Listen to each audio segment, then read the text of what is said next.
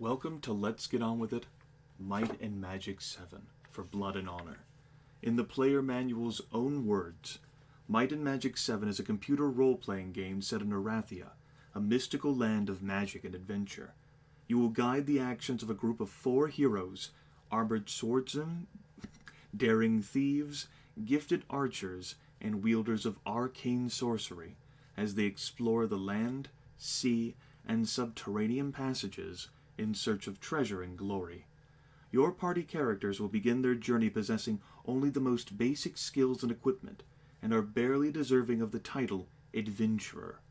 As they continue, however, they will acquire personal abilities, enchanted artifacts, deadly weapons, and powerful knowledge, all of which they will need to face the greater challenges ahead, to one day epitomize a true adventurer.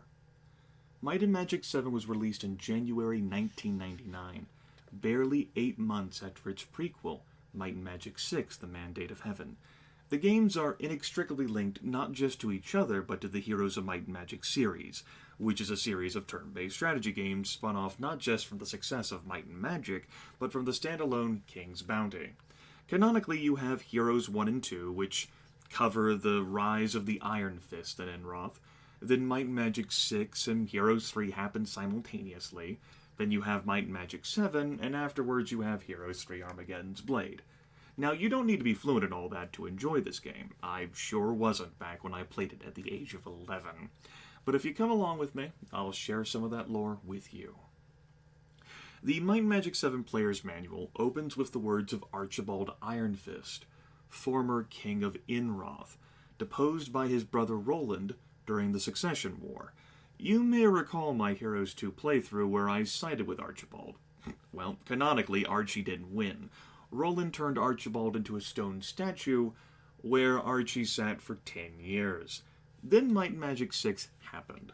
I will read for you now Archibald's journal entries from my player's manual. I'll provide screenshots of a scanned copy by GOG.com in the video description, because this intro video is being recorded in a 640 by 480 resolution. Entry 1, June 11th, 1165.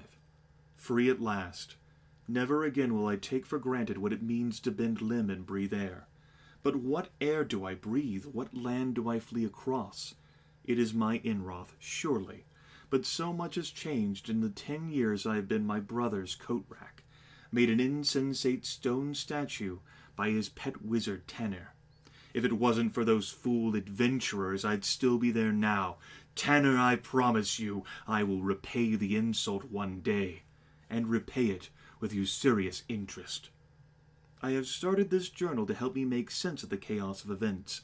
I am a hunted man, but have found refuge in the remote estate of my colleague in the necromantic arts, Nimbus. His apprentices tell me that their master has sailed for Arathia. I wish he had not been wise enough to leave them with so few details. All I can derive is that the Necromancers Guild has some bold plan for Arathia. Perhaps I should join them. Both my hated brother Roland Ironfist and his loathsome Queen Catherine are absent. Roland is by all accounts taken by strange demons. Catherine left for Arathia 5 months ago to attend her father's funeral, and has not been heard from since. Their brat Nikolai sits on the throne with the loutish Wilbur Humphrey standing as regent. Ah, if only I were in a position to take advantage of things here in Enroth. It is like a widowsweep berry, ripe for the picking. But first I must rebuild. With no nation, it is as if I am once again at the beginning of things. Where are my fellow guild members? I cannot reach them by means mystical or otherwise. If I could only rally them to my cause. The apprentices are no help. They are content to work their crude exercises. Amateurs. What endless pride they take in their zombified rats and mice. The useless things fall apart inside of hours. Pathetic. I really must have a talk with their master. Surely he is neglecting his role as a teacher if his students perform so poorly and expect my delight. The other day I observed one of them fumbling a basic cantrip, one of his so-called advanced initiates. I couldn't believe it. I am forced to the sad conclusion that either the student or the master was a complete incompetent. I hope for Nimbus's sake that he has had an unusually bad string of luck in finding quality apprentices. In Tree 37, October 23rd, 1166. I find myself aboard a fast and sturdy ship bound for Arathia. How strange are the events that compel me to leave behind my native land. Nimbus returned to his estates, bringing with him a small party of necromancers, apparently all of any power that remained in Inroth.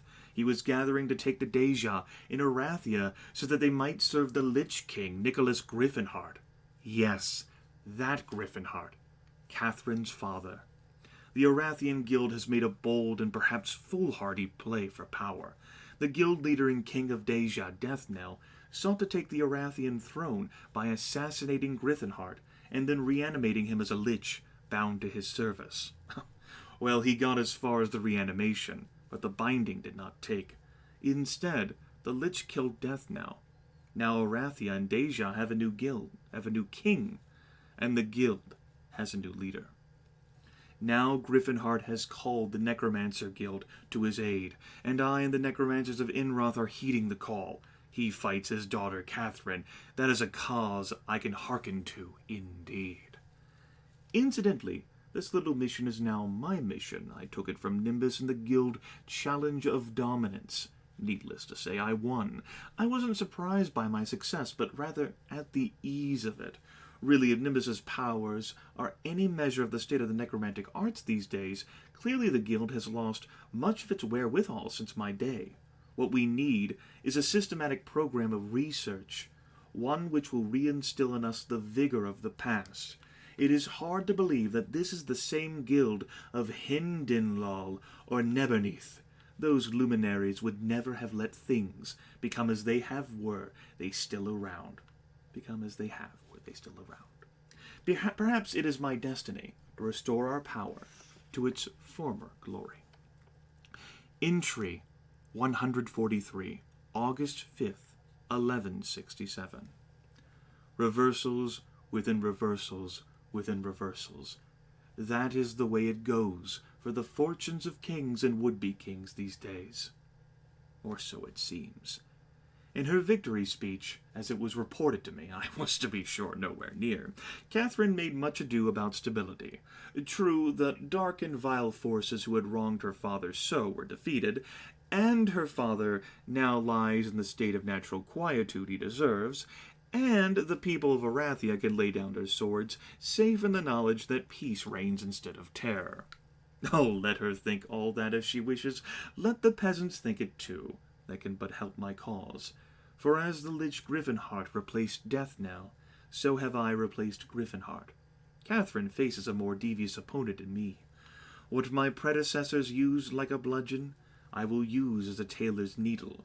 The Necromancer Guild, under my leadership, will enter a golden age of advance. Even now, our new laboratory of research is producing new knowledge. And as knowledge is power, so will our and my power grow. But all plots must begin somewhere or remain formless. Perhaps my seed of discontent will root in those fertile, disputed lands. Time will tell, and the telling will be against my brother and his wife, so swear I here. Archibald Ironfist, Guild Master of Necromancers, rightful King of Inroth. We'll delve more into lore throughout the series, but let's start the game and the intro cutscene now. 3DO.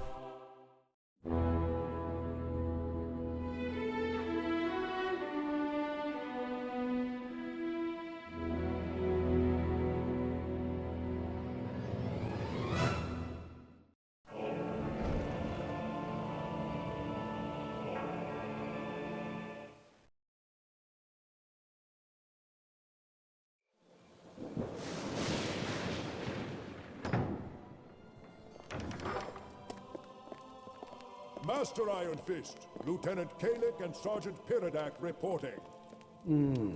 Proceed. While dutifully patrolling the beach at Brighton Point as ordered, we detected a large raiding party of 40 elves invading our territory. When the time was right, we attacked. Oh, how brave. The enemy fell back before the fury of our attack. We accepted our duty to defend our fair land. We killed at least half a dozen of them before they knew what was happening. The rest ran like pigs from an axe. We gave chase, and I saw with my... What is so amusing, Master? Nothing. Continue. Of course. As I was saying, we were chasing the goblins, shooting them in the backs because they would not stand and fight honorably. Regrettable, but necessary. Yes, Your Majesty. We had slain nearly all of the goblins when we saw the sea monsters approaching.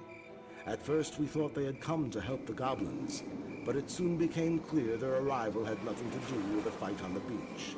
We ran for cover in the rocks. Each was carrying a bag around his waist, and each was wearing a curious amulet that looked like a small black box. What? Wait a minute. Go back. You mean the part where I personally slew 2 elves with a single arrow? No. After that lie. Tell me about the boxes. They were about 1.5 inches on the side and made of smooth black metal. We couldn't get a closer look. Those boxes sound like something out of legend. What happened next? The sea people began to quarrel, when one group turned abruptly and started walking away down the beach. The remaining started walking the other way. In the morning, we found that one of them had shed its skin on the beach. Their tracks had washed away in the tide, so we decided to return to base and report.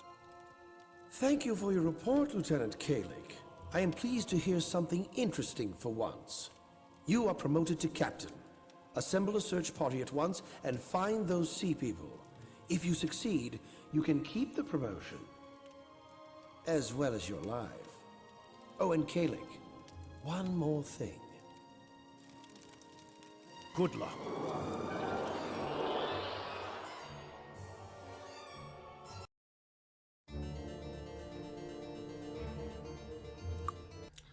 Before I end this intro, some technical babble. I'm playing the GOG version of Might and Magic 7 because it's easier to install than using my 2 CDs. After this intro, I'll be playing the game in a 4:3 resolution, but recording it in 16:9, so YouTube doesn't pixelate the video quality. The reason why this is being done at 640x480 is due to that being the game's base resolution, and it was really difficult for me to capture that intro cutscene using the methods I've had to expand the size of the window. I'm also playing Might and Magic 7 unmodified, because that's how I enjoy video games. But there are definitely mods if you're into that sort of thing. Next video will be character creation and basic game concepts. After that, actual gameplay. How about that? It'll be happening. Just not immediately after this video. Take care.